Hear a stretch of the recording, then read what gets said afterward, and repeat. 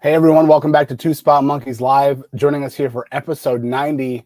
And if I don't sound normal, you're right, I don't, but I'm happy to be here anyway. I'm Tom, joined as always by Jim. Jim, how you doing? I am doing well. How about yourself, Tom? Hanging in there. For anyone watching our YouTube version, you'll see I'm coming to you from the basement. Ha ha ha ha ha. He's been banished, but that's all right. See, your basement would be a great place for you to start hanging figures on the wall, Tom. Oh, I'm sure if you were to like pinch the picture and like look in, there's pops, there's AEW figures, there's a stack of figures in the back. There's like board games. Like this is like the catch-all room. So got to have at least one of those in the house. So yeah. Well, we have a ton to cover this week. I feel like some weeks we're like, are we even going to talk an hour? And then of course we go an hour and a half because we squirrel off into 87 different topics. But this week we got plenty to talk about. So first things first, we had Double or Nothing last week. We made our head-to-head picks and updating our head-to-head standings. I went 8-3 on the picks, and Tom, you went 7-4 on the picks. So that brings our overall standings for the year with three events to go, two of which we're going to pick today. I have a 50-23 record. You have a 46-27 record. I say for the year, I mean for the first 6 months, because we always do them in 6-month breaks. So through the end of June here, we still got, like I said, 3 shows to pick, 2 of which are today. So today could decide this. I mean, just depending on how things go. We have, I didn't even count, probably about 11 matches or so to pick, 12 matches between In Your House and Hell in a Cell. And depending on how many get announced for Forbidden Door, which it seems like we have one kind of officially announced for Forbidden Door so far. We'll talk about that maybe in a minute. Yeah, I really hope you in these. Yeah, I know. I really hope to be closer after last weekend, and I was just a little salty on a couple of those outcomes. Of course, I was. Right, of course. And I was going to bring up, we're not going to go match by match through Double or Nothing, but Tom, you were able to, you watched Double or Nothing with your brother. I did. Yeah. What a long night. I got drowsy towards the end, and my brother was busting my chops, and rightfully so. But yeah, good golly. Like, and not only that, like, so we also had a big family dinner because it was the holiday weekend on that same day. So I had family over, plus I grilled in like 80-degree weather, like earlier in the day. So like my tank was pretty empty when the pay-per-view started. I would have loved to have squeezed a nap in there, but my family stayed long. Like my family on my wife's side was still here when my brother showed up. So like that's a little snapshot of, worlds colliding, if you will. That was not the plan. Exactly. Well, and we had some other things kind of pop up and happen that made me, I missed the buy-in, and I missed MJF and Wardlow coming to the ring, and kind of the stalling, but I got into the show just before they finally made contact and the match really began. So I didn't miss anything necessarily of note, other than MJF trolling everybody by doing an airplane around the ring because of the reports over the weekend that he had a flight booked that he did not get on to leave Vegas. So I have a sneaky hunch we're going to talk about that anyways at some point here. But Tom, what were your overall thoughts or a couple of things that really stuck out to you on the show? Yeah. So first, let's just talk about the reason why our pick'ems fell where they were.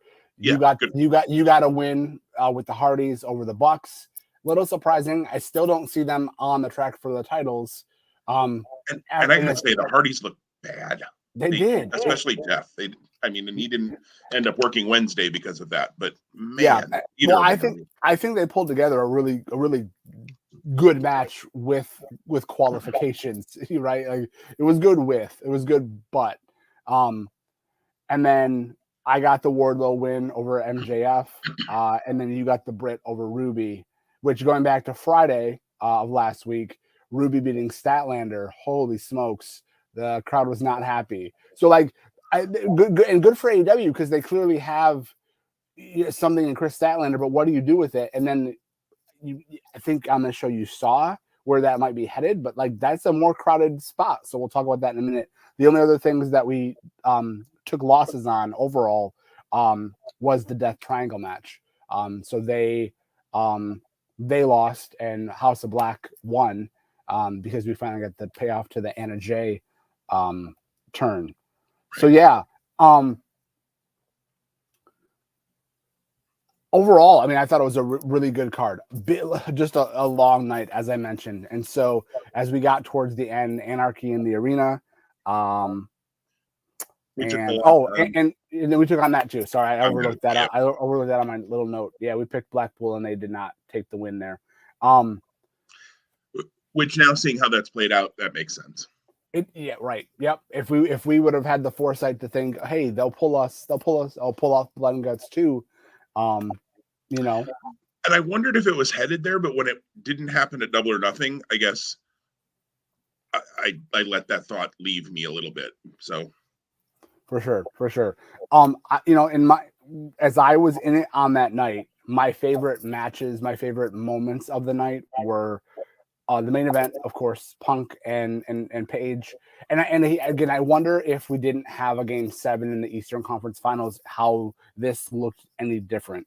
And again, they added two things on Friday after we recorded too. They added Kyle O'Reilly and Darby, and then they add. What else did they add? They added mixed 6-person Scorpio, yes. Ethan Page, and Paige Van Zandt against the really weird team of Guevara, Kazarian, and Ty. Yeah. So, yeah. I would love to say a lot more on that 6-person mix, but I'll save it for today. Just because I don't know that it deserves necessarily a lot of talk, but it's been. If you look at Sammy Guevara's 5 months in 2022, it's been weird. So the main event, Punk and Page, was solid. Again, if we had no Eastern Conference Finals, how does this card look different? How is it a little bit more condensed? It was funny. My brother, when he got here, we were talking about the card and talking about, expectations or hopes. And he's in my camp where like he's never been incredibly overly impressed with Britt Baker. And so I'm like, not that you and I don't have similar opinions on Britt Baker, but I've always felt like there's something missing. And my brother and I were like, yes, for sure. However, Ruby Soho is a great opponent to bring up that level and that quality of match. The Anarchy in the Arena was fantastic and just insane. I think the meme going on is zombie Eddie Kingston when he comes, after the elevator takes him and Garcia away, and then he comes out with the gas can, dripping with blood. Like he was far bloodier coming out than when you last saw him. It was crazy. And then the Death Triangle House of Black. Holy smokes! I mean, if we did not name exactly what that was, and then it went to another level. Yeah, just great. Those are my big takeaways. Yeah, I thought the show was really strong. Way too long. And we've taken WWE to task for that on WrestleMania, so I think it's only fair that we take AEW to task. Was the quality higher than when you have a 7-hour WrestleMania that has a whole bunch of filler in it? Yes, absolutely. But man, I was dragging by the end of the show too, which I liked Punk and Hangman a lot. I agree. I think with what I'm hearing you say of not only what would have the match looked like, but how would have I reacted to that match if I wasn't just kind of like, can we just get to the finish? Like, can we do that? And if Punk never tries another buckshot lariat in his life, it might be too soon. He just bad idea. I don't know if his timing wasn't right or what, but the one botch, you're like, okay, that happens. And then the second time when he blew the landing again, I was like, just hit the dead eye or something. Pick one of his other moves. Stop trying to hit the buckshot because it's not working. And he knew that too. I was listening to a podcast from Fightful, and Denise Salcedo, who was at the show live. FTR came out after the show went off the air and celebrated with Punk, which I think will be interesting to see if they keep that connection moving forward as they did on Wednesday night. Again, talking about trios titles, we've just set up another trio potentially, which is pretty amazing and a pretty great trio, frankly. But Punk said to FTR, if I ever want to do a buckshot again, somebody tell me no. And I think that was probably wise. But I thought the main event was really, really good. I agree with you. Anarchy in the arena was great. The 6-man was really good. The House of Black Death Triangle. I'm glad we finally got resolution to the Julia Hart thing. I kind of thought we had resolution when she didn't hit him with the chair, but I realize now that was a red herring. And I'm fine with her in House of Black. I have not seen if they follow up on it on Wednesday yet. I'm only half or a third into the show from Wednesday night. I've seen a lot of results and things, but I haven't seen necessarily if they follow up on that. Are you okay? Are you okay if I make a broad statement? Absolutely. Okay. Absolutely. So there's a lot they don't follow up with on Wednesday, and I think that might be a mechanism or a flaw, for lack of a better term, in the big picture of AEW. There was just so much on Double or Nothing that even in a they couldn't follow up. And I don't know if you've seen the news story. Apparently, Thunder Rosa was really upset, and she actually left the building. I've also read she was sent home because she was not feeling well. Again, are you not feeling well because you're not happy with your TV time, or are you not feeling well because something else is going on? Again, it could be both, probably one and both in the same. So yeah, so just there was only so much TV time on Dynamite, and so much that happened at Double or Nothing. Now again, that's why you then look to Rampage. But again, I will say this: I don't feel like they articulated well. Hey, on Rampage, you're going to also hear follow up because of X, Y, and Z. Right. And Rampage is live this week, which is always a little more. You've got a TNT title match. Did I see Lucha Brothers versus Young Bucks? I think. Yeah. Yep. Crazy. And there was something else. Oh, the debut of the Athena. New. Yeah. Yep. And again, which goes back to the Chris Statlander comment I made. So, like, it appeared last Friday that Statlander has a vocal majority of the audience. And I don't think it was just Vegas who were ready to get behind her with the transition of character. Like, they were not happy that she lost to Ruby Soho. And then here you go, Double or Nothing plays out Anna Jay and Jade Cargill. And now it appears to be the baddies against the newly debuting Athena, Anna Jay, and then Statlander's the third. I don't want to say she's going to get lost in the shuffle there, but she's kind of getting lost in the shuffle there. And like, you have to listen to your audience. Right. And she could. And this herein lies the problem. AEW has a embarrassment of riches when it comes to their roster. I mean, it's just crazy how deep that roster is. And they simply don't with 3 hours of TV time, and the fact that they like to give things time to breathe, which I love. I'm not asking for a bunch of 2-minute matches. Please don't do that. But that lowers the amount of people you can focus on each week. Sometimes they do a really good job with like little video packages and things like that. But yeah, it's something they're going to have to work on and continue to work on. Like I said, the MJF Wardlow thing, I way overthought that. That was exactly what it should have been, was Wardlow killing him. MJF play the sneaky heel who wants to get away, and then Wardlow finally gets a hold of him. And my thought process last Friday was that maybe he would get the sneaky pin and then Wardlow would kill him. But no, this was exactly what it should have been. You need to give Wardlow that moment, and then the ascension. Tom, you're muted. I don't know if I saw your lips moving, but there was no voice. Yeah. Sorry, I've had a couple of little coughs, so I didn't want to put that on air. So thank you for reminding me that I'm still muted. Yeah, I don't think that you were wrong in your thinking, though, because I think when we looked at the career story of MJF, even though I do think what they did was right and it was the right time to do that, I don't think that you were misplaced in thinking that, Wardlow could have dominated the match and MJF could have still pulled something off in the end. So, So even though I'm happy that you picked MJF to help me close the gap slightly, but I didn't even close the gap. It actually grew by 1. I was going to say, it just made it not worse. Yeah. Right. It is what it is. And one more thing on Double or Nothing, at least for me, I love the fact that we have Stokely Hathaway now. And like, I never thought about this. I don't, because I just didn't think about him like in this way, but it's an absolute money pairing with him and Jade Cargill. Like, I don't know that there's two pieces that fit better together with in terms of her persona and his mic skills. Like, holy cow, like amazing. Way better than Mark Sterling. Nothing against Mark Sterling. I think he's done a fine job, but just a much, much better fit. And I like that it seems like, from what I've read and kind of what I saw, like Mark Sterling's still her lawyer. Stokely Hathaway is her publicist or manager or something like that, which still works because she can still, when she has a contract, Sterling can still get a piece, of that act. And maybe at some point she kicks him to the curb totally. We'll see. But the only thing with that debut too was you had Stokely come down, then you had Athena come down, and I thought Stokely maybe got a little lost in the shuffle. You also had Jim Ross say, "I don't know what a Stokely Hathaway is," or something like that, which, shut up. Like, if you don't know who the person is, that's okay, but don't say you don't know who it is when Excalibur's trying to sell it. Like, wow, look at this big star who just showed up. And I don't know who he is.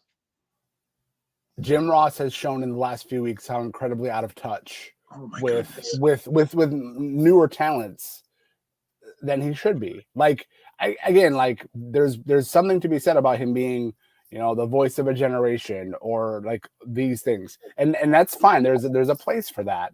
But you're right. If he doesn't know something, or if he don't put your foot in your mouth. Right. Don't tell us all that you're out of touch. And it dropped, the same thing that we talked about last week with Great-O-Khan when he showed up 2 weeks ago or whatever it was, 3 weeks ago, and the other guy, Jeff Cobb, and this other guy. Stop it.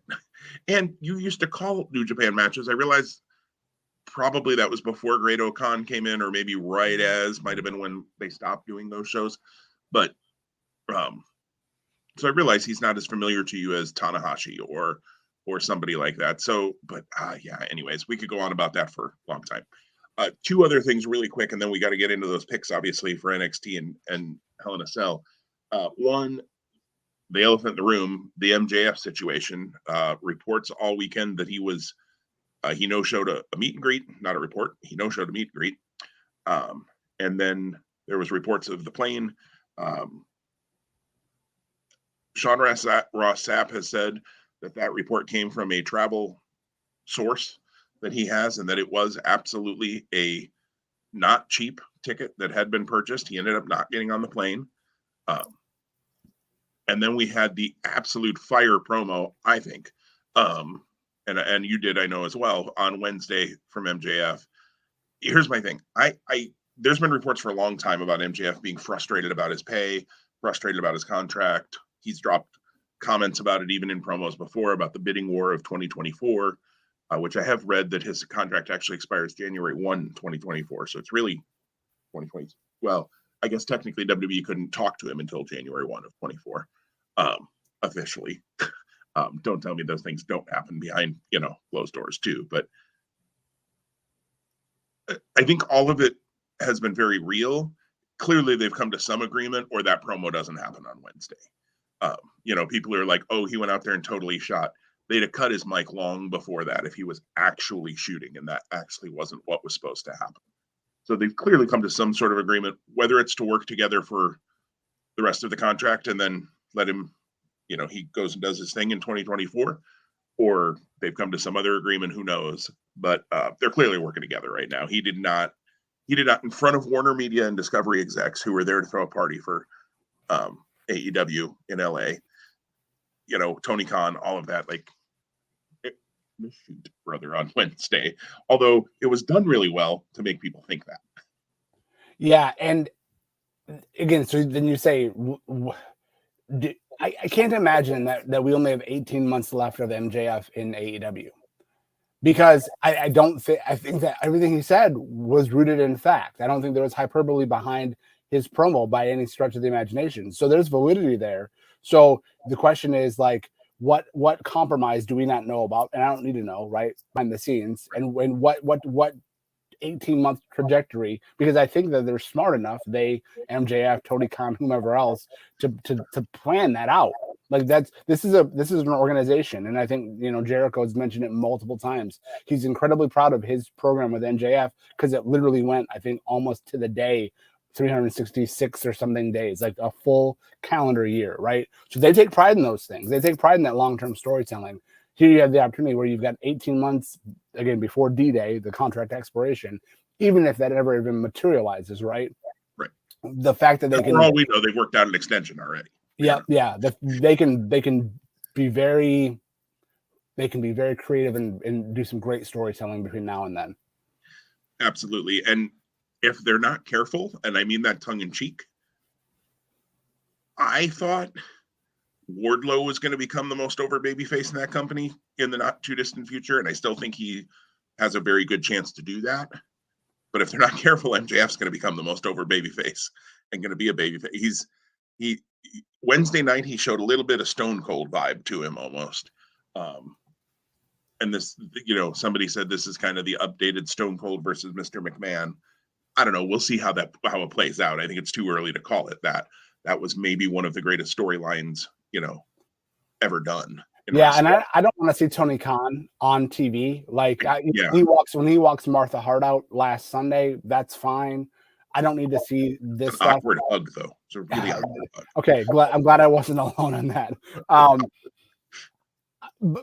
However, what does then Tony Khan or the brass in AEW do to counteract MJF, right? Like I thought, and I have one more comment on Wardlow too, so don't let me forget that.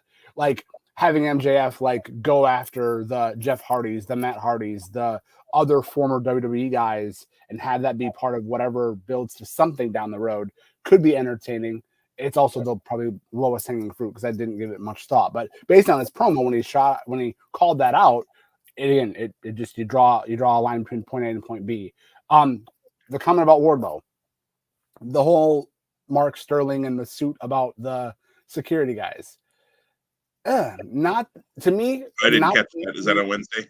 Oh, sorry. Yeah. No, and you're fine. You're fine. Don't worry about spoilers. I mean, that's.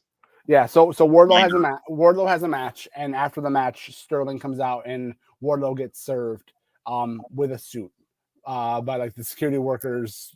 Yada yada yada. Some the name, you'll hear the name. It's probably some storyline thing. But like that right there, like doesn't take a guy who's on fire and add fuel. It's like dousing water, in my opinion. Like it's kind of like taking Kevin Owens, who main events with Stone Cold Steve Austin, and putting him in a feud with Ezekiel. Yep. Yeah. So maybe two other things, because there was something else that popped into my head and I don't remember now what it was. Maybe it'll come back to me. The other is Punk said, "Show me who I got" on Wednesday night for Forbidden Door, and Hiroshi Tanahashi comes out. I have to admit, this didn't excite me as much as it has a lot of other people. Tanahashi at one point he's the ace of New Japan. He at one point was the absolute, maybe the best wrestler in the world. I don't know that I see him there anymore. He's kind of that legend who hovers kind of in the mid card. He has some main events here and there. I mean, he's the guy you can call on. It'll be fine. And I want Okada Danielson. Of course I want that. But I kind of wanted Okada Punk or Kenta Punk. Like that, those were the two I was looking at. When Tanahashi came out, I assume it's going to be an AEW World Title match. My first thought was, well, of course they did that because you can have Punk beat him, and that's no problem. I think you could have had Punk beat Kenta too. Okada, yeah, that's a little more up in the air. And I think we won't get Okada's match announced. Personally, I don't think we're going to get Okada's match announced maybe until after Dominion, because I do think he probably loses the title to Jay White at Dominion. And then you can, maybe I'm wrong. We'll see. Dominion's another couple of weeks away, so we'll see. But your reaction to Punk Tanahashi? Yeah, I'm fine with it. The only other part that I'll say, and this is a thought I'm having today and not on Wednesday, because I was fine with it, and I think that they're going to mesh well in the ring. So I think from that standpoint, it's a good fit. Fine, yeah. You know, I'm now thinking that this is not a one-off. It may very well be a one-off, right? And if it is a one-off, of course, that's why you would go guns blazing. But in the mindset that it's not a one-off event and there's a longer working relationship with New Japan and AEW, you don't bring your the big firearms out on day one. So you don't do Punk and Okada as an example, right from the jump. Oh, and I do know the other thought I had really quick. I like that it appears, again, I don't know that they follow up on this on Wednesday. I haven't seen anything that they do. It appears that we're moving away from Andrade Family Office, which is, I agree, been a loser stable, to the Ingobernables showing up in AEW, and I like that a lot. In fact, I wouldn't be shocked. I thought, and I think I posted this on our friends group, I thought when I saw the white jacket knocking that it was Naito, and that we were setting up Naito and Andrade against somebody at Forbidden Door. I still think we could get Naito in there and have Naito, Rush, and Andrade in a trios match against. And if you want to bring over Shingo or somebody, Shingo's in yeah, he's in LIJ. You could add it and make it an 8 or a 10 or whatever you want to do. So I thought it was Naito. I was stoked when it was Rush, to be perfectly honest, because I assume we're going to get Naito anyways at Forbidden Door. And Naito's always been somebody who he just doesn't click for me. And I think we've talked about that a little bit at the level that I think he clicks for others. So Rush I actually like better than Naito, and maybe that's blasphemy in some people's ears. But I was excited to see Rush. I hope that means Dragon Lee's coming too, although I don't know where you fit him on this roster, as we keep talking about. But I've missed seeing Dragon Lee over the last while, however long it's been. Yeah, and Dragon Lee would have seemed to have been a perfect fit in the best of the Super Juniors. And while I think that there was great opportunity that they used a lot of international talents, his absence was glaring. Yeah, and I don't know. Maybe that's where he's working versus where the working relationships are versus all of that. I don't quite know all of those steps. So, but I agree, he would have been great in best of the Super Juniors. Anything else on Double or Nothing? No, I hope that Forbidden Door is not a 5.5 hour show. I'll say that right now. But both AEW and New Japan, neither of which are known for their compact shows. Yes, yeah, and we always do this, and I know Forbidden Door kind of like throws a little bit of a wrench into this, but the last few shows, Full Gear and Revolution, we've kind of said what do you think the top 3 matches are for the next like AEW pay-per-view? So not Forbidden Door, because I think that's a standalone, kind of like a special event.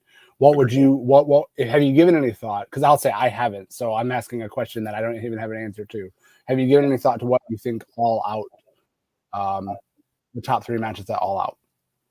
I think there's a real chance we get Punk MJF again, in some sort of a like stipulation. If MJF doesn't win the title, I guess he wants to leave, so I guess that doesn't work the way I just put it out. If MJF wins the title, he gets to leave. That would seem stupid too. Here, win our title and leave. But if he wins the title, then he has control and power. Right. And could it be a little bit of the reverse of the whole CM Punk thing in WWE, where he wins the title and now MJF is threatening to, I'm going to show up on Raw with the title, or I'm going to, whatever.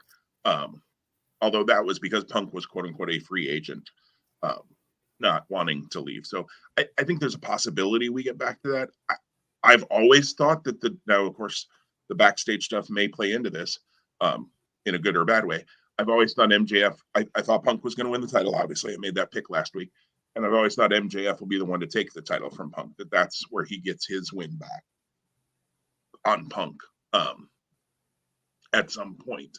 I don't know that Punk has to be a long-term champion, so it could happen as quick as September. Although I'd have to look in his hometown, because I know it's not announced yet, but come on, All Out's going to be in Chicago. Most likely, I agree with you. And if it is, if you want to make MJF the biggest heel you possibly can, and try to counteract that babyface thing that I think is going to start happening, him being Punk in Chicago would be a way to do it. winning the title from Punk in Chicago. It could be. Outside of that,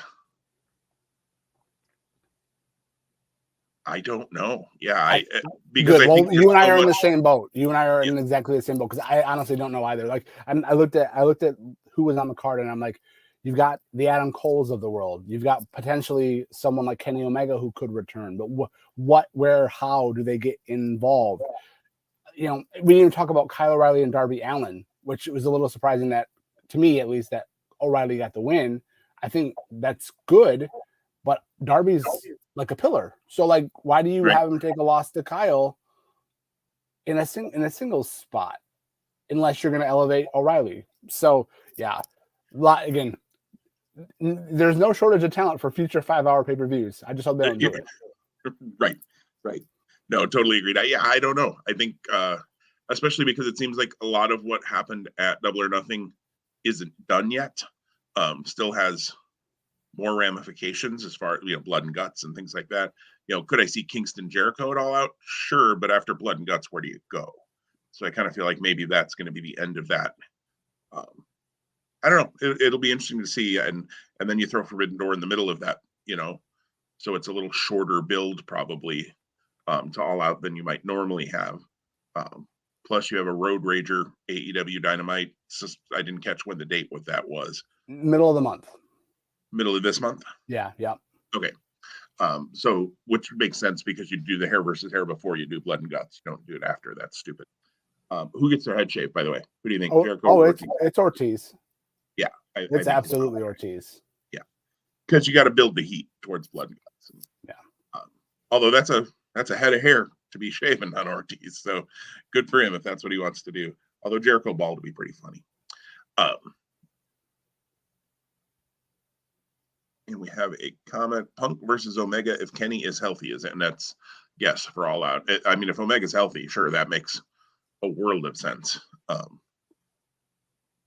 You haven't heard a whole lot about that, except it just doesn't. I mean, he sounds like he was in pretty rough shape, and maybe worse shape than he knew when he went out. So the end of last year. So we'll see. We'll see what happens there. I'd love to get Kenny Omega back, but again, where do you put all these people on a card? They could have 6 hours of TV and actually probably make it pretty entertaining. Although I don't know where I'd watch anymore. So please don't do that, AEW. Well, let's. I don't know how to segue from AEW to WWE, but here we're gonna go. We're gonna make some head-to-head picks. There are 2 shows this weekend. NXT has In Your House, and WWE has Hell in a Cell, back-to-back Saturday and Sunday night. So we're gonna make a few picks. We're gonna pick all the matches that have been announced. Tom, I know because we've talked a little bit beforehand, but you planning to watch both these shows this weekend?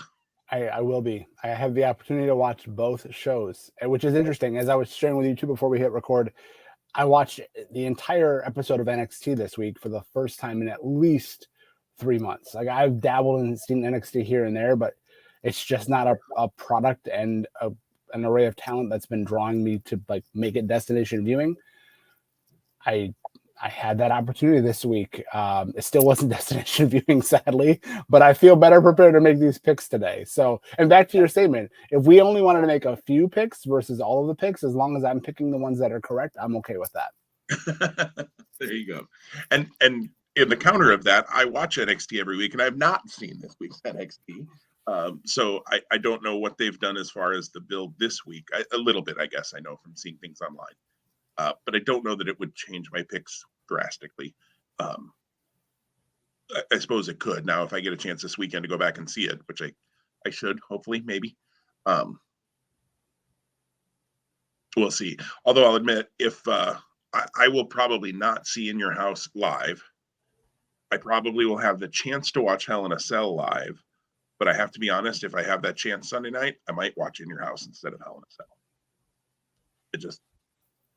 I enjoy NXT more than I enjoy the main roster right now. So I may go back and watch In Your House and then catch up on Hell in a Cell either Monday morning quick before I go to work, or read the results and see, is there something I should go watch from Hell in a Cell, and just pick and choose from Hell in a Cell. So anyways, let's talk about these in your house. So you had the worst record last show. So you're going to get the first pick as we go. We'll just go back and forth and keep with the back and forth when we switch shows.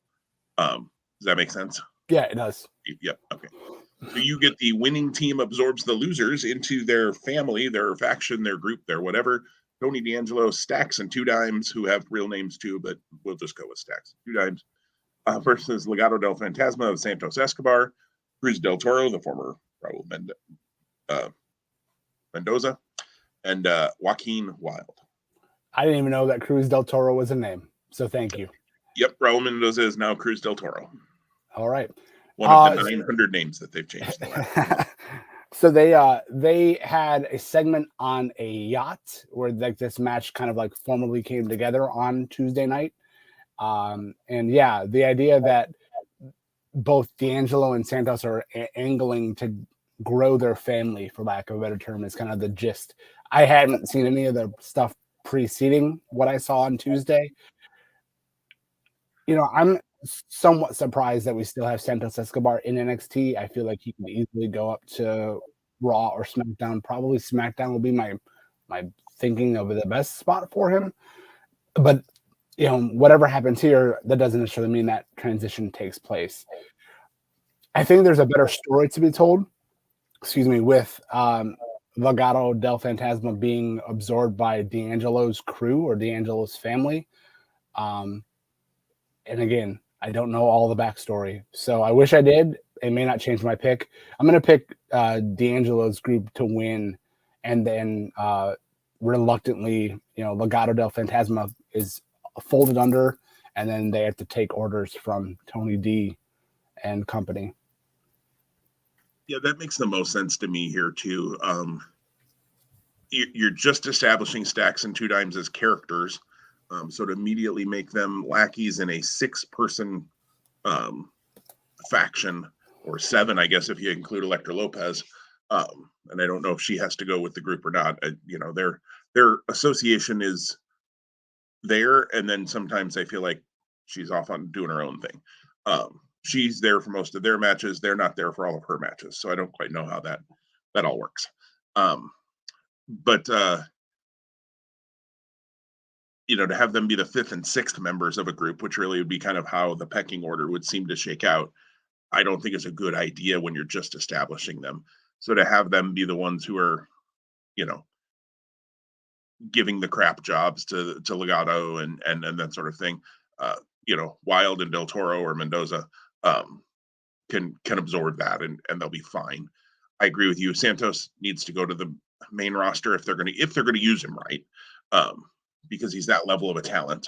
I've you know, extolled his virtues on this show many times, and I think, frankly, Del Toro and Wild should go with him, and they should be a strong trio on a brand. They could be tag champs if they, you know, book them right.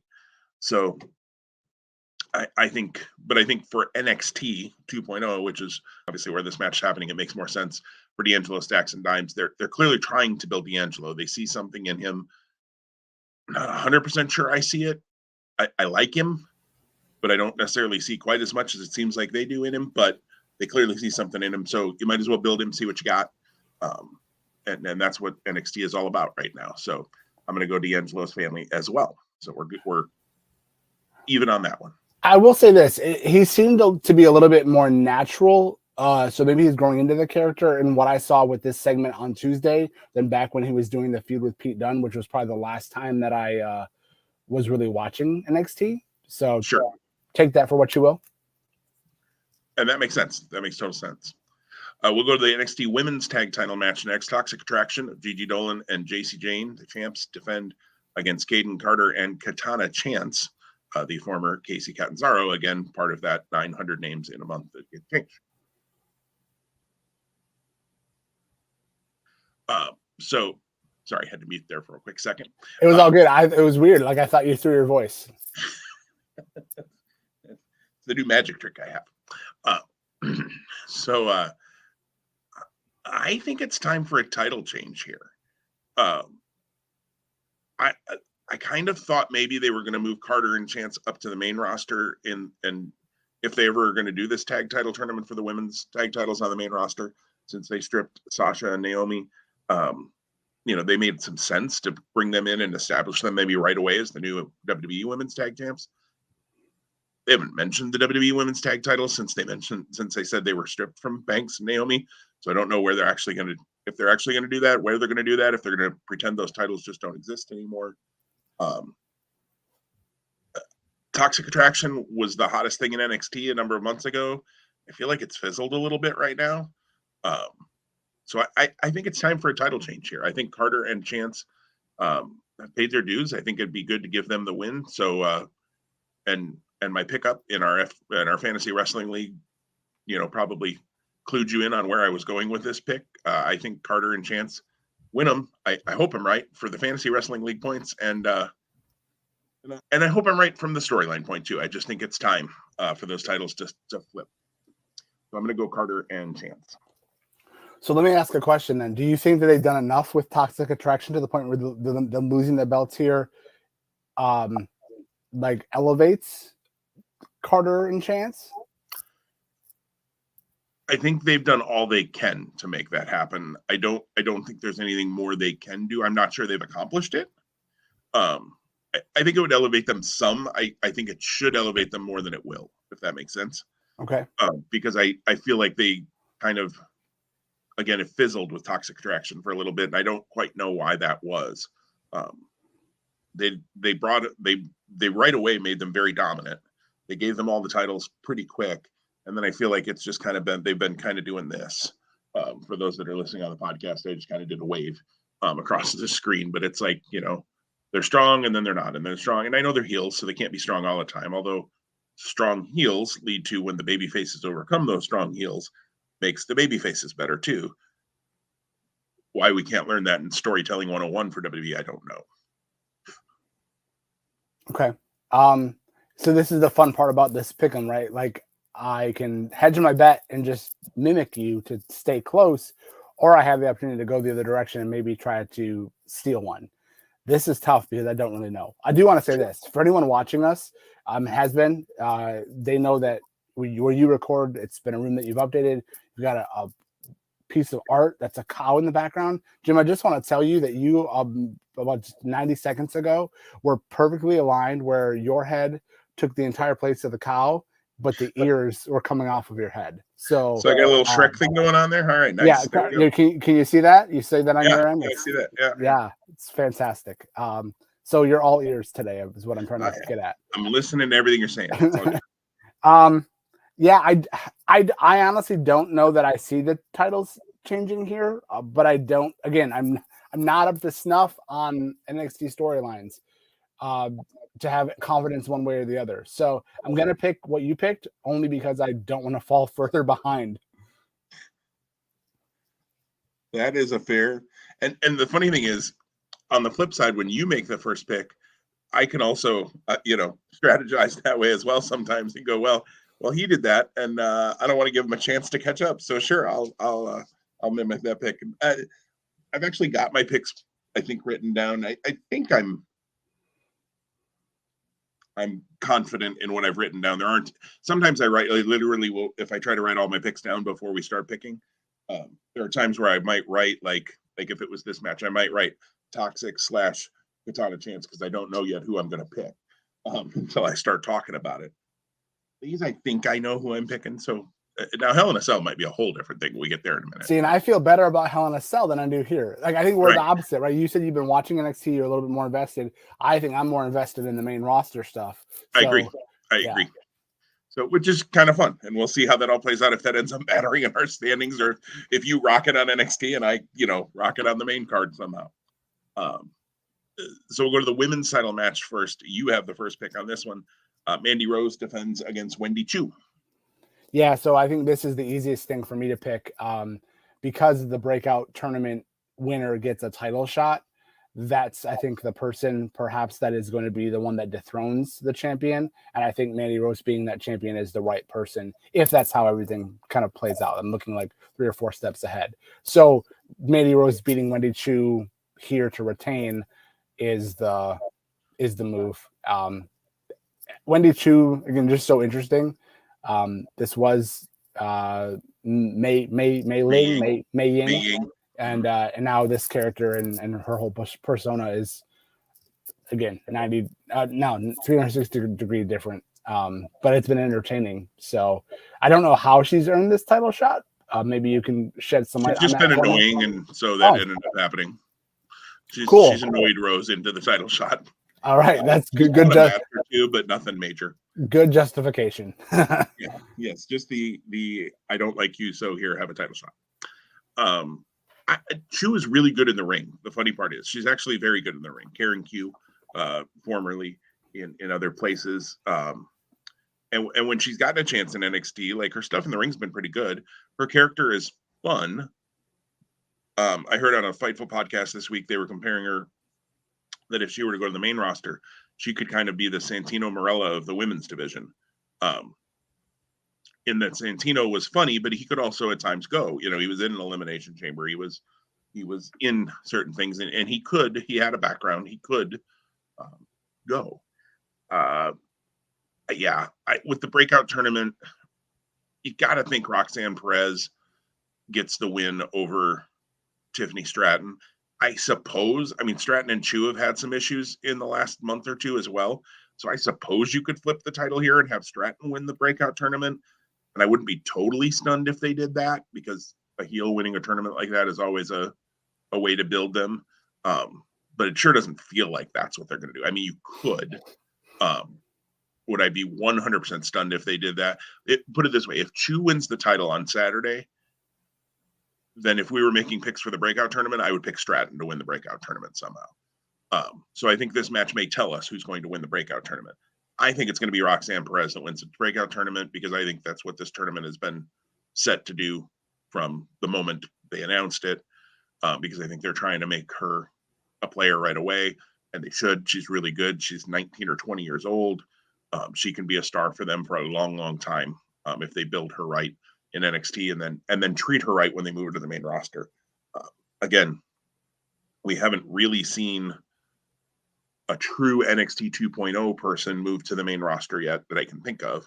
Ciampa doesn't count because he was there in the black and gold. He was much more black and gold than he was 2.0. So it's going to be interesting to see when that first person makes the move. Is that Braun Breaker? Is that whoever? How does that go? All that being said, I also think Mandy Rose at some point here in the next couple of months could move back to the main roster. I could definitely see that happening. They could use her, honestly, on the main roster. Maybe you move all of Toxic Attraction up. Either way, she may lose the title in the next month or two. Ain't going to be on Saturday, I don't think. Mandy Rose. Really long way to make the same pick that I was making the whole time. We're going to go to the NXT tag title match, which also has an added stipulation in it. If the Creeds lose this match, they are out of Diamond Mine. Pretty Deadly of Elton Price and Kit Wilson. I don't have a little C next to their name. I forgot to put that in there.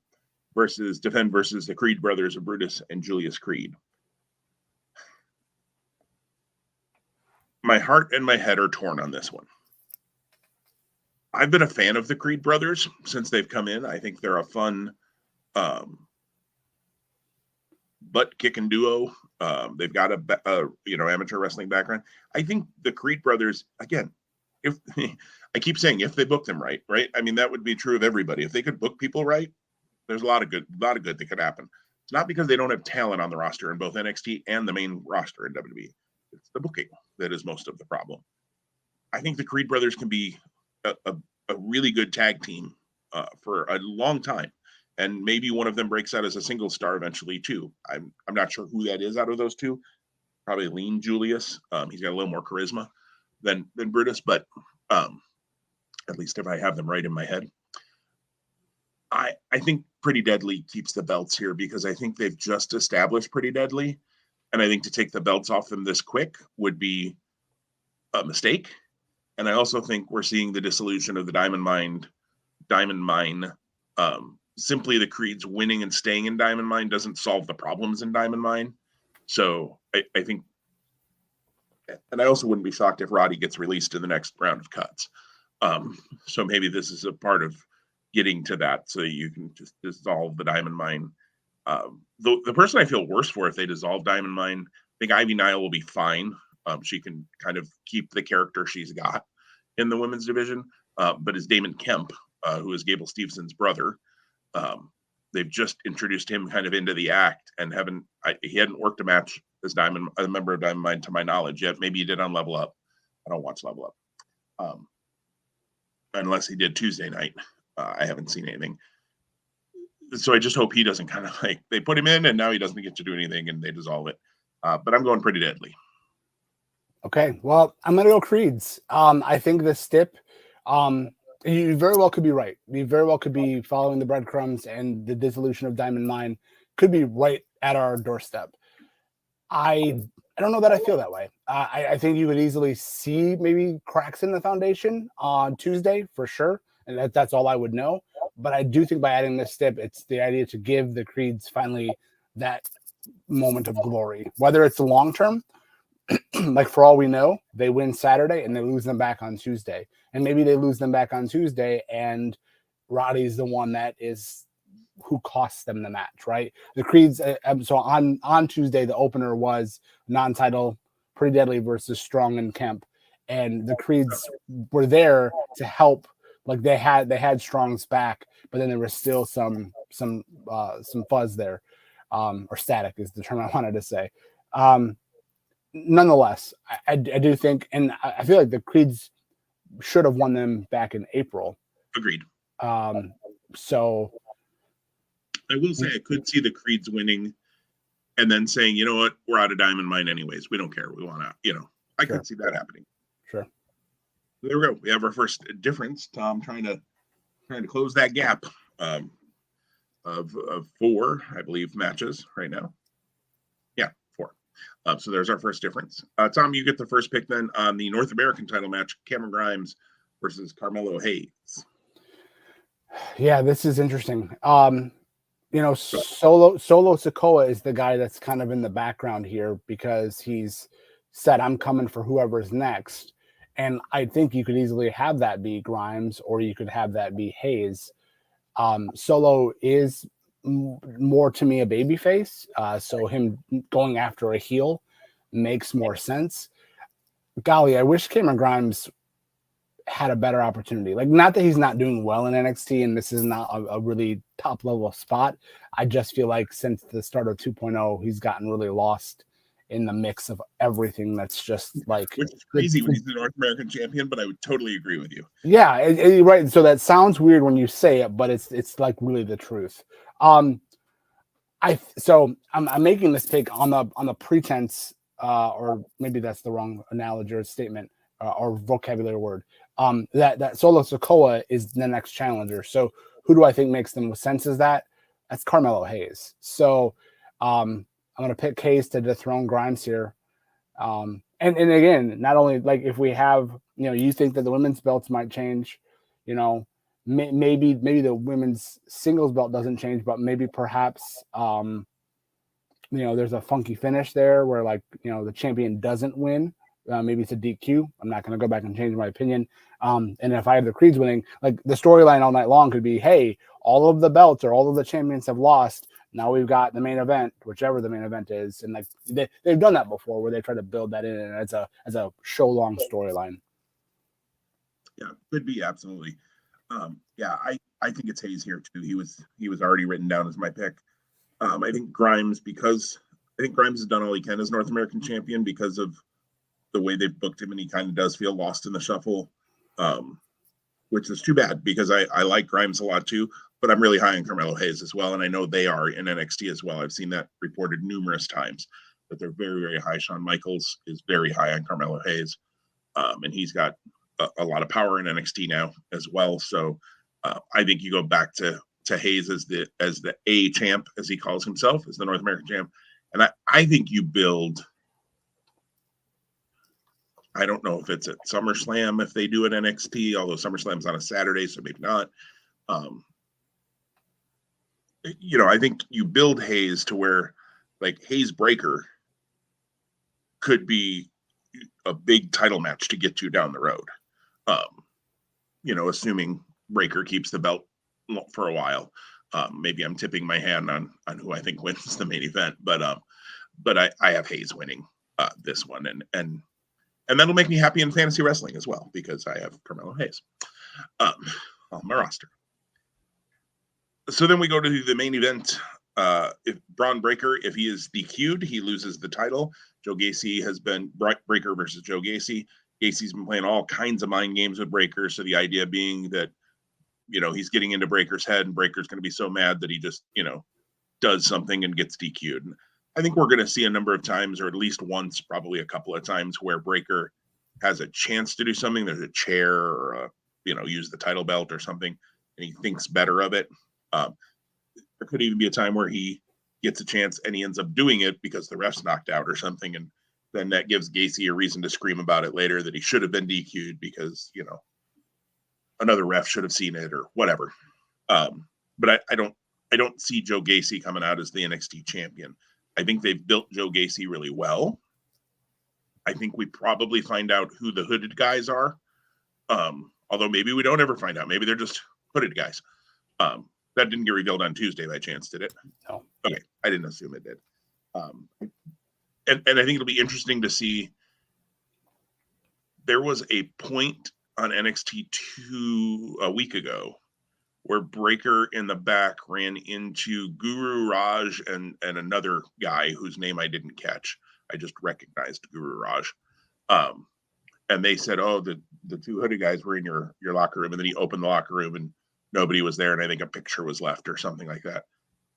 Part of me wonders if that's who the two are going to end up being. Like if that was a little bit of a hint, like these two characters that we haven't really seen a whole lot of, as a way to introduce them into NXT 2.0. But I we'll see. But either way, Breaker gets the win on Saturday, I think. Yeah, I agree that Breaker wins, Breaker retains. There was, again, more mind games. There was a really good promo by Gacy with the Druids, or the hooded guys, whatever you want to call them, in the background. I guess they're not Druids. Druids are only aligned with the Undertaker. And then later in the night, like there's a Braun interview backstage segment, and like the lights go crazy in his locker room, and there's like laughter, and like he looks like he's about to lose control. And then he says something like, yeah, I have been unpredictable in the past, but maybe this Sunday or Saturday I can be predictable, or something to that effect. So I think he's going to really work to have his emotions in check, even though there's going to be chances, I think, as part of the story in this match, where like, how does Joe Gacy push him to potentially lose his cool? He overcomes that and retains the championship. So not that this is a pick we're making, do we see Rick Steiner on Saturday? I'm going to say no. I think we could, but I think it's been interesting. We haven't seen, like, after they kidnapped him early on, then we haven't seen him. And please don't have Rick Steiner be one of the hooded guys. Please don't do that. That was a thought that just popped into my head. Like, he's been under Joe Gacy's mind control. Right. And if they bring Scott in, it's the Steiner brothers under the hoods. We're all in trouble. Let it not go from my lips to Vince's ears. So just to recap, there are 6 matches, which is one more than we usually tend to get on these takeover style events. I know we don't use that name anymore, but the one difference we have is the tag title match. You have the Creeds, I have Pretty Deadly. So a chance for me to extend to 5, or you to close it to 3 on Saturday night. You'll know Saturday night. I'll know probably Sunday night, because like I said, I think this is probably what I'm going to watch Sunday night. Do me a favor, though, if it's a terrible card and I shouldn't waste my time, be sure to message me and tell me to watch that one instead. I don't think it'll be. I think this will be a good card. I think, they've set up some good matches. They've got some good talent there. I think if I had to pick match of the night right now, I would guess Carmelo Hayes and Cameron Grimes, would be in ring the best thing on the show. But nothing on there makes me go, oh, God, what is this doing on the show? So there they are for those picks. We're going to move over to Hell in a Cell, the first Raw branded pay-per-view in about 10 years. What? What? They haven't announced it as that, but there are 6 matches announced for this show. And I double-checked WWE.com to make sure we hadn't missed something, Tom. Every single match that they've announced for the show is from the Raw brand. The color theme is red. So, I mean... So red that we can't get, and I've read that the Usos versus Riddle and Nakamura, which is set up, for the next tag title shot, is not happening at Hell in a Cell. Why? Why not? That would make some sense. You've set up the title match. You have the title match. Just book the dumb title match. Ronda Rousey's not on this show. Drew McIntyre's not on this show. New Day and the, what are they called? The Battling Brutes or the Brawling Brutes are not on this show. What are we doing, SmackDown? Somebody forgot to tell SmackDown there's a pay-per-view on Sunday or a premium live event, whatever. Maybe they were waiting for the pay-per-view, not the premium live event. I'm not sure.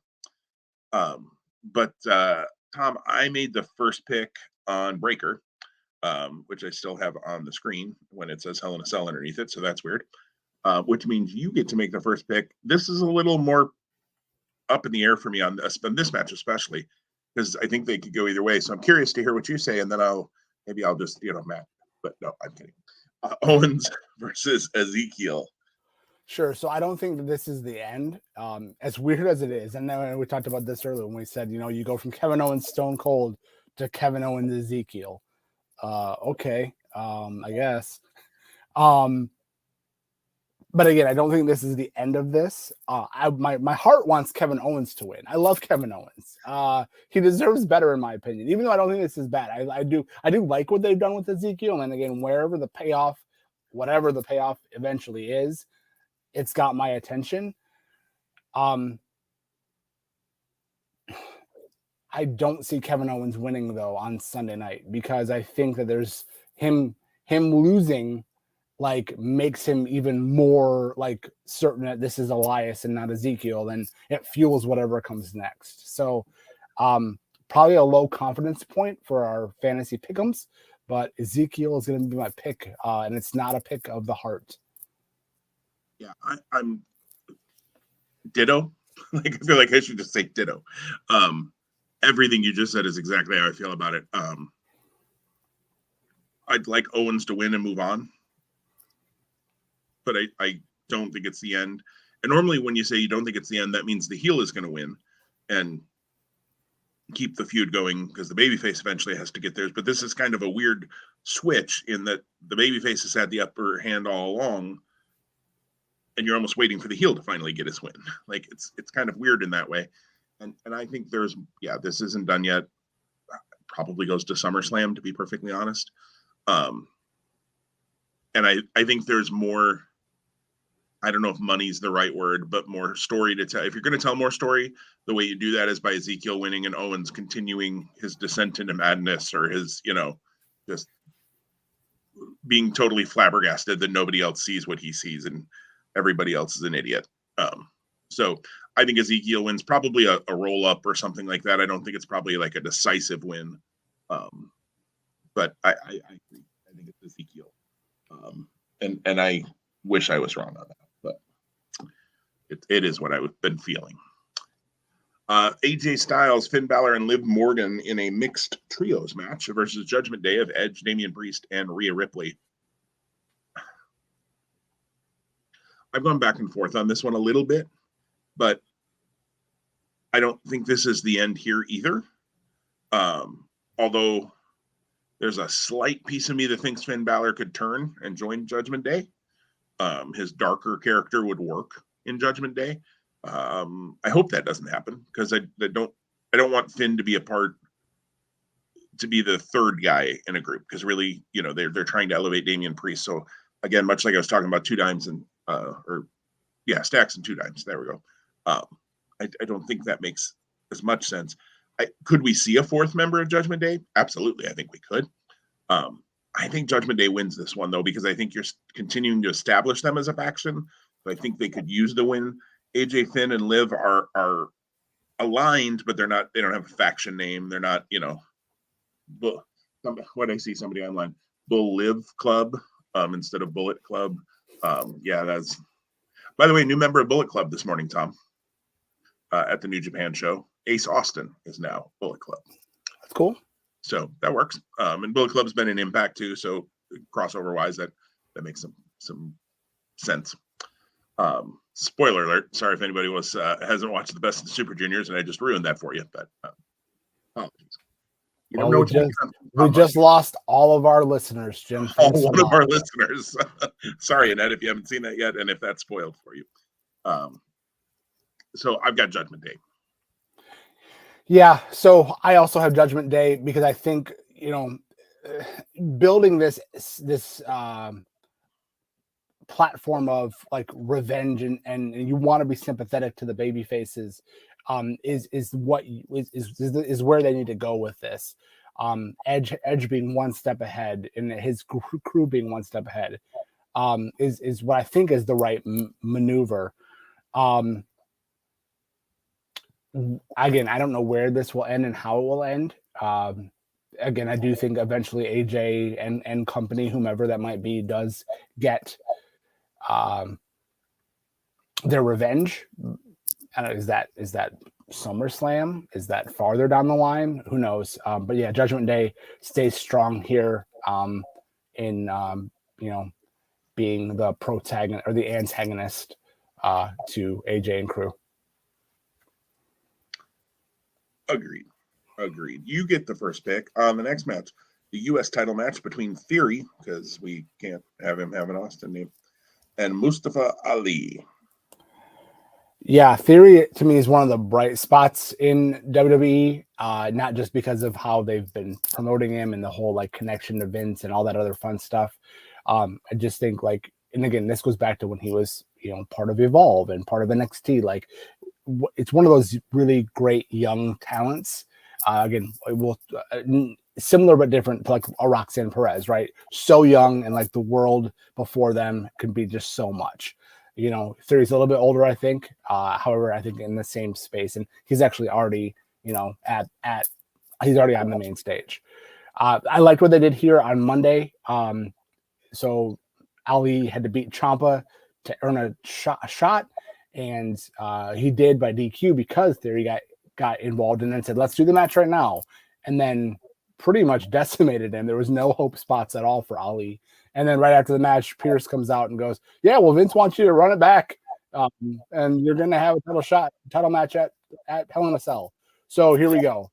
So I guess apparently Mustafa Ali, with 5 additional days of rest, might be in a better spot to challenge because it wasn't the case on Monday. The outcome isn't going to be any different. Theory retains. Yeah, I totally agree that Theory retains. Theory, I wrote him down right away. So let me get my pick out of the way first. Mustafa Ali, so he was home for months because there was some sort of disagreement between him and Vince about creative, and he wanted out of his contract. He asked for release, didn't get it, all of that. They finally bring him back in. They have him come back and kind of do a work shoot promo with the Biz about him being gone and all of those things. He's really good in the ring. He can cut a decent promo. He's a former cop. You could tell some stories there. I don't know why they can't get behind Mustafa Ali. Like, I just don't understand it. They've done a crap job booking him since his return, as far as I'm concerned. He should win some matches. And he's not going to win on Sunday either. There's no way he's winning that U.S. title right now. Theory, I think I agree. They're doing a good job with Theory.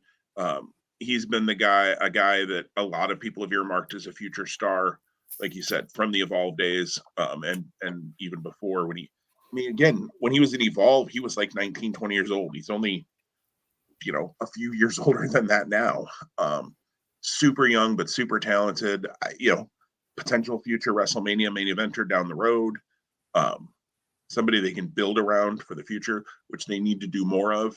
They got to stop bringing part-timers into main event WrestleMania every year. They got to build some people so that they're actually Mania level stars to main event down the road. Theory, somebody they can do that with. Honestly, I think Mustafa Ali is somebody they can do that with, but they just don't seem to see it. So there's my frustration rant about Mustafa Ali, and somebody that I think they could be getting a lot more out of. I'm glad to see he's getting a pay-per-view match. I just think, this is probably out of 6 matches. Is that what we've got? I wouldn't be shocked if I put my 6 on this when we talk about our confidence points for the fantasy wrestling pick'ems, because I just don't see any chance. Ali would be great in Judgment Day, but then would he get lost in the shuffle? Like right. his story and his narrative would fit, I think, with what Edge is doing. Very much. but again, like then who overshadows who? Does he overshadow Damian? Vice versa? Like, is there already like you don't want to build like struggle already right there? You could, but if you put him in here's just crazy booking thought, because I hadn't thought about Ali in Judgment Day, but the minute you say it, I go, oh, I like that. If you did that, you build Priest and Ali up as the tag team. I know, dirty words in WWE. We don't, we put a lot of singles together as tag teams, and sometimes they actually work, like RK Bro. And now Randy's out nursing some injuries, so we just make it RK or Nakamura Bro, Nakabroa. I don't know, what are we gonna call him? I think they called themselves the Bronin. The Bronin. Like, I think Nakamura called himself a Ronin on Monday, and then Riddle said, "I'm the Bronin," or we're the Bronin. Nice. That's they dusted off Nakamura, so that's good. He can come and lose a tag title match. And I like Nakamura, but again, they don't book him well in WWE. So yeah, but you could Priest and Ali could be the tag team in Judgment Day and have a run with the belts. I mean, that could be interesting. Out of a big guy, a more technical guy, with an Ali, those often work. I don't know. You and I just put more thought into Mustafa Ali than Vince has ever put into Mustafa Ali. So it's my first pick. Okay, yeah. After my little rant there, I was the second pick on that. For the handicap match, Bobby Lashley versus MVP, and almost MVP is here to take the fall. That's why we're doing this match. Lashley gets his win back, but almost doesn't lose. You quote unquote keep almost strong. Yay. I this match, Bobby Lashley deserves better. Move him on. Bobby Lashley should be a featured main event level talent. And I know everybody can't be in the main event all the time, but heck, move him over to SmackDown. SmackDown is desperately in need of main event level guys. Raw, I think, has enough folks that can easily slide into those main events. AJ Styles, Edge, Finn Balor, Cody, Seth. They can build their main event level, really well. SmackDown is a little depleted on that end, so maybe do a trade or something. But Bobby Lashley wins the handicap match, and I don't care. Yeah, no, and this isn't the end either, right? So it's a continuation. So we had the Mania, we had WrestleMania Backlash, now we have this. Again, this to me is the mechanism to have, Lashley pin MVP, but doesn't get the revenge on Omos. So we get one more match. How lucky are we? I'm a little surprised this didn't become a handicap match in the cell. Like, I kind of thought that's where they were, especially after the cage match a couple of weeks ago, where almost threw him through the cage. It seemed like that's where it was headed. And unless they change it between now and Sunday, that's not the plan. Yeah. Not much more we can say on that. This one. Lashley deserves better, which you articulated. Yeah, absolutely. Tom, you get the next pick on what I think could be one of the best matches in ring on this show. Although, again, outside of the Lashley MVP almost match, I think all of these will be fine in ring. The Raw Women's title match, sorry, brain cramp there. Bianca Belair defends against Asuka and big time Becky Lynch, or big time baby Becky Lynch, as Asuka calls her, or whatever it is she calls her. Belair, Asuka, Lynch. Sign me up. Yeah, no, I think this is going to be really good as well. Bianca's going to be my pick. But I don't think things are done with Asuka and Becky. So I think that whatever happens in the end, I think it's probably Asuka getting the pin because of something Becky does, but then Becky gets thrown or removes herself automatically. So Becky then has an issue with Asuka. Becky still has an issue with Bianca, but Bianca still is the champion. Maybe it's Bianca Becky at SummerSlam, which would be again interesting because it was last year when we had Becky return and get the quick win. So 1 year storytelling with some weird bumps in the road on the way. Bianca beat Asuka on Monday, and I just don't like the fact that I'm sure your women's roster is deeper than that, where you could have had Bianca have someone else she could have pinned. Before you have them challenge in a 3-way come the premium live event 6 days later. I don't know, go figure. But Bianca retains. Yeah, I mean, just scrolling here. Hang on one second. I was going to go to Raw. I mean, yeah, on Raw you have Alexa Bliss. I probably wouldn't have had her beat Alexa Bliss. Carmella, Dana Brooke, Doudrop, Liv, probably not there. Queen Zelina, Rhea, again, probably not. Tamina, Sonya Deville. Yeah, there's options. There's options. By the way, and I will say a lot of those ladies that you named were in other spots on Monday last week, so that might not have been the case. Again, though, like again, you don't have to book that match, though. Yeah, right. Thoughtful booking. Right. Exactly. You book the show. You don't have to book that match. It's a thing. Could you imagine backstage? It's like they hope people will show up, and then they do like, oh well, you're here today. I guess we're going to use you. You know who's coming to the show. Right, and if you need to bring somebody who isn't there, bring them in. Book them a flight. A thing. They'd actually like to wrestle. It's funny. They signed up for that. If they would take the title off of Bianca here, they're nuts. They shouldn't do that yet.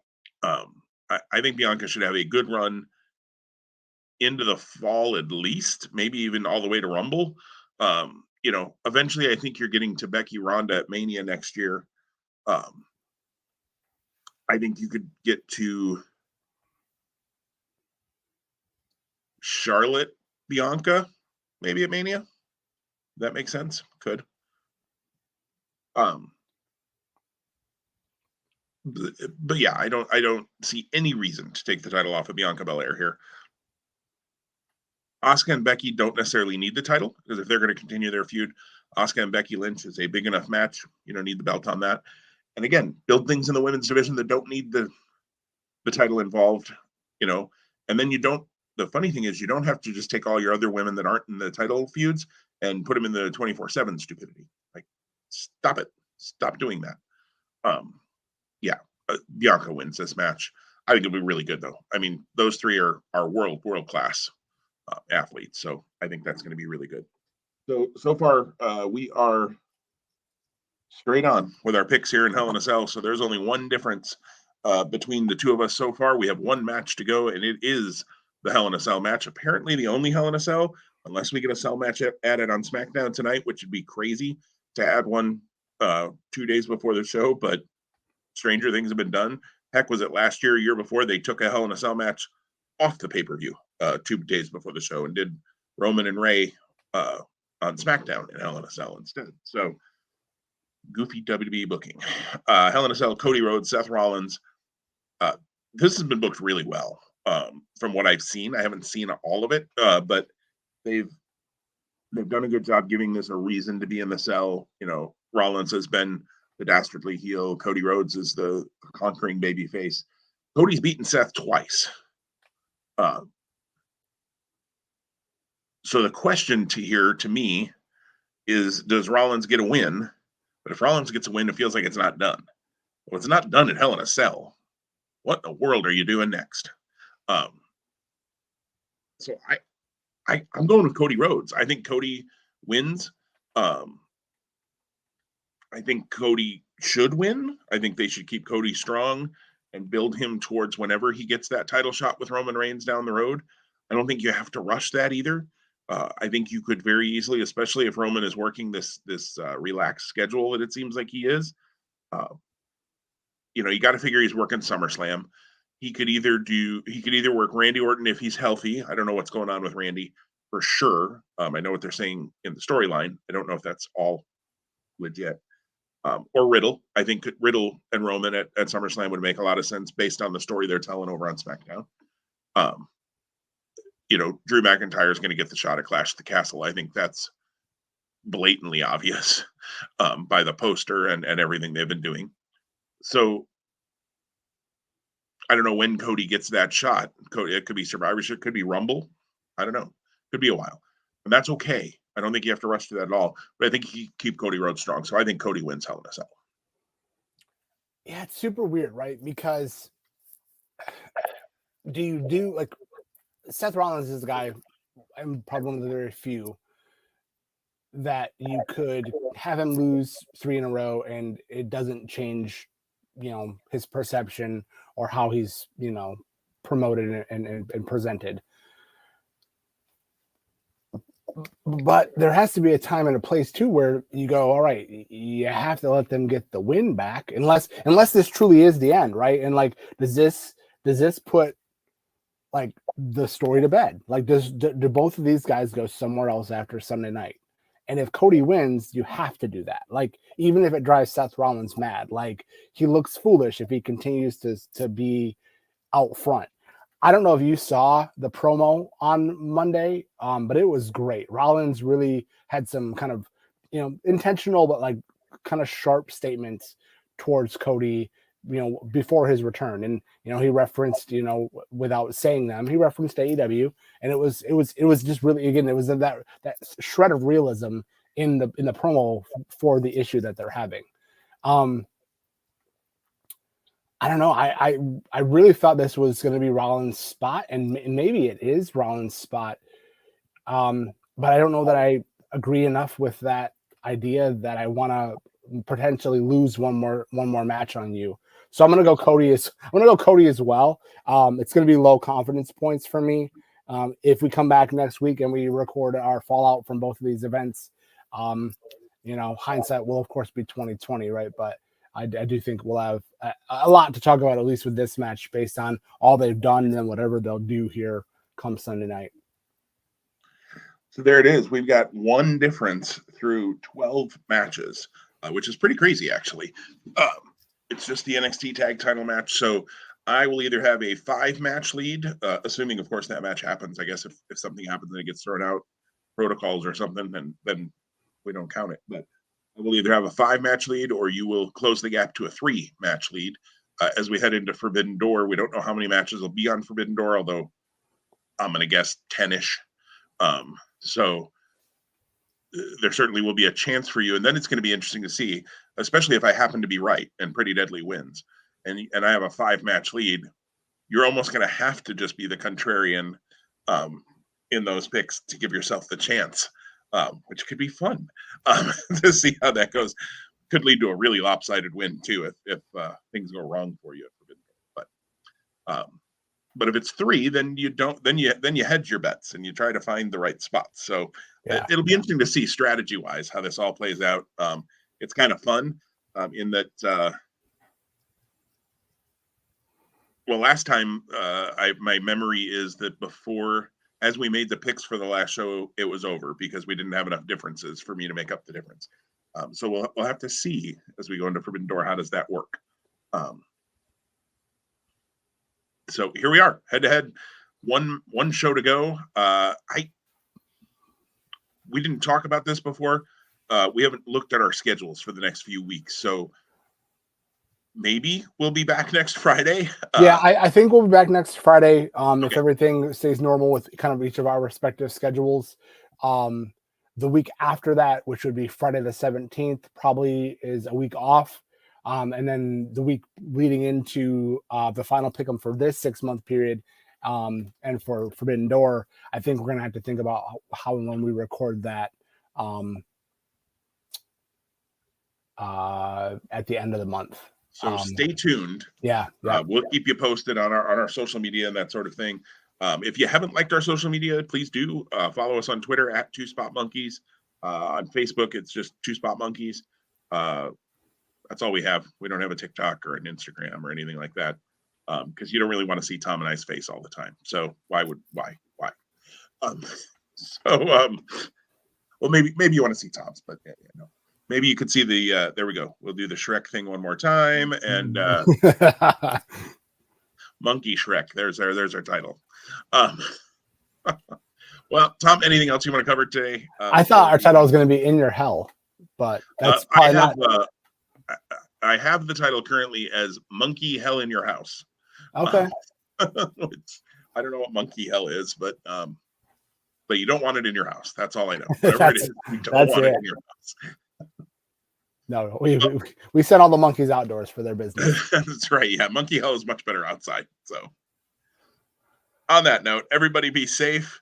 Have a good weekend. Enjoy wrestling. If you get a chance to watch NXT or WWE this weekend or anything else, GCW's got Tournament of Survival and Cage of Survival this weekend, I believe, if I remember on the calendar correctly. So lots of things going on in wrestling this weekend. So enjoy it if you get a chance to, and we will talk to everybody next week.